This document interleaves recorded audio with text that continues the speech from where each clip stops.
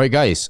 Before we move on, just to let you know, if you have certain watches that maybe you want to trade in, or perhaps you have a watch you've been looking for that you really want, but you're not sure how you can get it, we can actually help do it for you. Just fill in the details in the Google form in the comment section or the description. Either we'll already have what you want, or we will do everything we can to get it for you. So yeah, comment section and description. Hey guys, welcome back to the channel. Today we take a dump on Omega, just like we did last week with Rolex. So let me begin. Let me just start by saying, I think Omega as a brand has kind of lost its luster, has lost its prestige. Oh, you think? Compared to back in the day. Right. Mostly because it was associated with Bond, James Bond, right? And James Bond movies are not as popular as it is in the past. Right? I think if you look in the West, the kind of men that they like, even in Asia, you know, it's not that kind of rugged, sort of slightly sexist kind of feel, which is what James Bond portrays, right? You know, shaken not stirred, things like that. And people have gone for something more feminine. They prefer the more feminine kind of guy. And so as a result, the brands that are linked to James Bond are not. So you're saying that the James Bond macho man stereotype is actually bringing the brand down? That's what you took that's the correct word, right? I don't know martini as a drink, whether it's as popular, right? So that is my perception of Omega, which is why I barely pay any attention. But maybe share with us why, we start with Jensen, why is Omega not a favorite of yours? Okay, we're not talking about Swatch the company, because Swatch the company owns Omega. Along with other brands, of course, Newton and whatnot. So, okay, you got to talk about like specifically Omega. Pertaining to your point, on the other hand, I think that they are doing a great job marketing Omegas through product placements like James Bond. In fact, not just Omega does it, Tag Heuer does it, Hamilton does it. Tiger Woods, yes. Yep. Ryan Gosling with, was it Tag Heuer? I think Tag Heuer. Tag Heuer, yeah. You have Leonardo Tag Heuer. Yeah. Yes. Tag Heuer. Hamilton with Interstellar. Yeah. So I think, in fact, I don't know who started it first. I think Hamilton is probably the one who plays a lot of product, but it is one way that works. And then I'm sure when you say about James Bond, hey, you heard of my friend's feeling. You heard my feeling a lot, man. Yeah. No, I was wondering whether you want you want Yip Man to wear a watch and become famous, or if James Bond can make a watch famous. For Asian, you need. I think you need Yip Man, right? maybe. I think to a certain extent, right? Whatever you say just now, maybe works for maybe a small minority, maybe a niche. So I don't think that's why I can shit on Omega. Okay. Okay. So the reason why I might shit on Omega is not maybe the most popular reason, because most people would buy watch to enjoy. It's a very addictive hobby, because it's a feeling. Yeah, you love having a watch on your wrist, and then it tells you a story. It helps you create conversations with people. So it should not be seen as an investment. All right, it should not be seen. Should not be seen as an investment. But although we are different now, we are all a bit more finance people. But I would say that you don't want to buy a watch simply for the investment or speculative purpose. But if we were to touch about the financial or the speculative side, Omega watches don't really increase in value. So maybe you got insights for I say it does, but not as fast as certain other brands. It is so I mean, Omega is one of my favorite brand, but there are things that I like the way they do, but there are things that I don't like the way they do as well. So I mean, when it comes to Omega, there are two very classic models, which is the Seamaster, which associated to Bond, which is my favorite character among all of them. And the second one is definitely the Speedmaster, the one that actually the moon watch that went to the moon, right? So if you ask me, these are the two very classic models of Omega. Like if you compare this to Rolex, you'll be comparing it with Submariner and also Daytona. The direct competitor. The direct competitors model.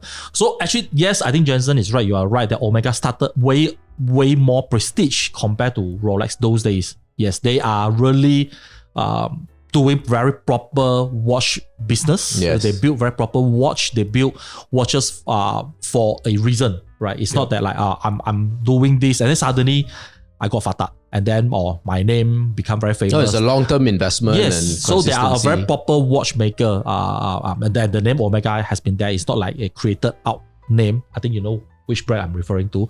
But eventually Rolex did better than Omega. I think there are things that Rolex did correctly and there are things that Omega did wrong along the way. And that is the part that I hate how Omega did it is, I think there are too many variants about the Moonwatch and also the Speedmaster. I can't even remember there are how many variants in the market, even though I'm a watch collector. But you look at Daytona, it's pretty straightforward.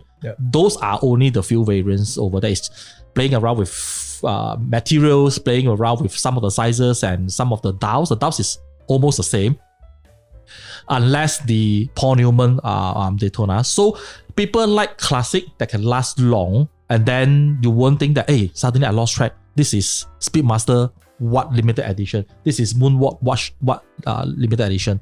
So when it goes back to Seamaster, I think it's easier. Because Seamaster has always been Seamaster. Then they only have some special edition like the Bond edition, the Olympics edition, and then that's it. So Seamaster, I still can keep track, but I think the Moonwatch, the Speedmaster part, I really cannot. To add some points there, I think it also ties into my point as well that the price don't really increase because there is a lot of too much. Okay, but why are there so many variants? Squeeze money. Marketing, want to do sales, want to get people. Now you have not exactly Omega, but Swatch, the Moon Swatch, the bioceramic one, plastic. This is called plastic. The plastic watch. Yes, this is called plastic watch. The plastic watch. And then you have as cheap as that, all the way to let's say caliber 321, which can cost you easily 100,000. So if I put it this way, it sounds a bit like they don't have a clear proposition in the market. They don't have a niche. They don't have what is.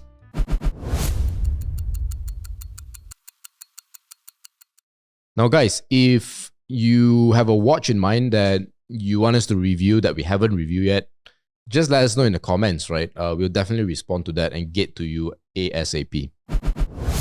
On the other hand, I think saying that means that they're trying to mass market it. Yeah, exactly. It's a mass market watch. Yeah. And it should be purely meant for a watch to be enjoyed. So honestly, even though we are right now supposed to shit on Omega, I think they are trying to make it work for their fans. Yep. Unlike Rolex, I think Omega is spending a lot of time to reach out to younger audience, the market of all ranges, not just the high end. They have the mid range, high mid range, low mid range, and then now there's also Moonswatch, and that's a good thing. And you shouldn't be shitting on that lah. Yeah. This is that if you were to pick something out, let's say that the price don't really increase that much, would be one way.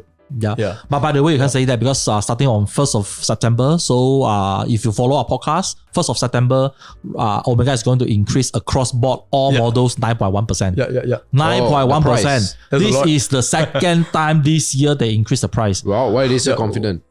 I mean, look. Cost of materials went up. Cost of materials went up. So I've been saying that. I mean that watches, if you can afford to buy earlier, if you like something, buy earlier. Because every year Rolex is about 4 to 6%. This year Omega, I'm surprised that it actually went up twice. Cartier went up twice. There are a lot of watches actually that are adjusting their price up. Because look, I mean that more and more people now can afford to get a better watch. But the production of those watches are very limited. So for example, Rolex can only produce 1 million watches a year. Patek Philippe, 60,000. AP, 50,000. I met Piaget 2-3 weeks ago. They only made 17,000. Seriously, Piaget? Yeah. 17,000. You guys are talking about AP, right? The AP is 50. Piaget is 17. So I mean that I'm pretty sure there are more than 17,000 of rich people across the whole world. So definitely the demand is way higher than supply. Right, and it's not easy. I mean, if you go YouTube, just Google how a Rolex watch is being made, then you will understand why it takes so long to actually build a watch. But what Jensen said is correct. I mean that I love Omega because if today suddenly I feel like buying an Omega watch, I walk into a boutique, I'll be served right. I'll be served with dignity. I won't be telling them, I'm so sorry, sir, those are only for exhibition, right? So I won't be pissed off. I'll be very happy spending my money, walk away with a watch that I like. You get better service than the R company. Oh, that's for sure. I just want to say, even though right now we are supposed to shit on Omega, we are still shitting on Rolex. Yeah, Shit, man. This is actually part 2 of shitting on Rolex.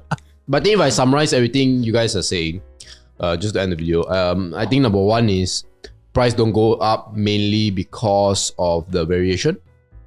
Too many. Right? I can say too many. Too many variation. Too many. But to be honest, these few years, I think if you recall some of my interviews, I did told people that to look at 2 brands when R and the rest are running. I asked them to look at Omega and Tudor, but I missed out Cartier. Yeah.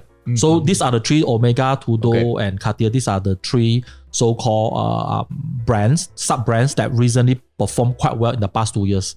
If you bought something like 2 years ago, you would have made some pretty nice money. Even for Omega, huh? Even Omega. So for Omega, right. So for Omega, I can say that the Speedmaster, the brand new Speedmaster, was launched like 2 years ago. The price now has actually moved up a lot. Right. So I'm quite surprised that they, like you say, they have the guts to move up the price, meaning that they have done proper research that the demand is getting higher. Fair enough. Yeah, right. correct. Right. All right. Anything else you want to add, Jensen? Oh yes. I thought you wanted to end the video, but I was going to tell you this: that there is a very juicy scandal about Omega in the that happened the last few months ago. Basically, the idea here, to cut a long story, it's a very long story short. There was this guy called Periscope. It's an online website. It's called Periscope. PEREZSCOP. So this guy came out with a really juicy story about how certain auction house in Hong Kong had recently sold an Omega watch, which is a variant of the Speedmaster, for a record-breaking $6 million. Wow. If I'm not wrong. Very expensive for a Speedmaster. Yeah. In fact, I think one of the highest. The next, maybe the most expensive Speedmaster was in the range of, let's say, 6 figures only.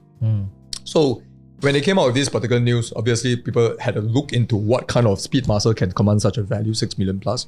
And then this guy, who is a vintage watch pro, and I'm talking about Legend Pro, he knows how they should look like. They know what kind of movement there's supposed to be accompanied with the watch. And basically, he went through the entire picture of that $6 million Speedmaster and found out that it's a fake, or rather, it is a Franken watch. You take different parts from different watches and then you make into a new supposed vintage watch. But in vintage watch collecting, such a watch would not command that much value. It is, after all, not original. I think the most important part is some of the parts are even fabricated later. That is the one that saddened me. I mean, if everything is same era, same model, you can't there's no purity lah. But there are some parts is not even the original parts that has been throughout the whole series. It has been fabricated and put in. So that part was pretty upset. So in order for anyone to achieve that, you would have to have a bit of an insider help. And that is exactly why we are shitting on Omega right now. It turns out that the people who are perpetrating this particular horology crime is from Omega themselves. Insider. Wow. Yep. Insider job, man. So there's a reason to shit on them after all. That's the reason. So there's a reason to shit on anyone.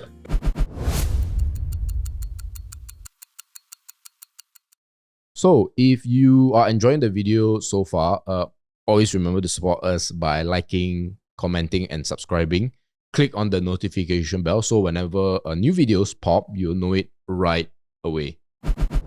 The point is, if they were to do this, in the watch world, which I can tell you, even the most non-detail oriented person, the people who look at the big picture, when it comes to watch, you will stare at every single small detail. No matter how not detailed you are, you will be a detailed person if you own and you enjoy a watch. Because you're forced to, Yeah, it's what makes watch enjoyable. So I think when you have this kind of scandal happening in the watch world, people would lose trust in a lot of these big companies who are providing them with a lot of, a lot of value, a lot of fun collecting watches. Agree, totally agree, Jensen. Yep.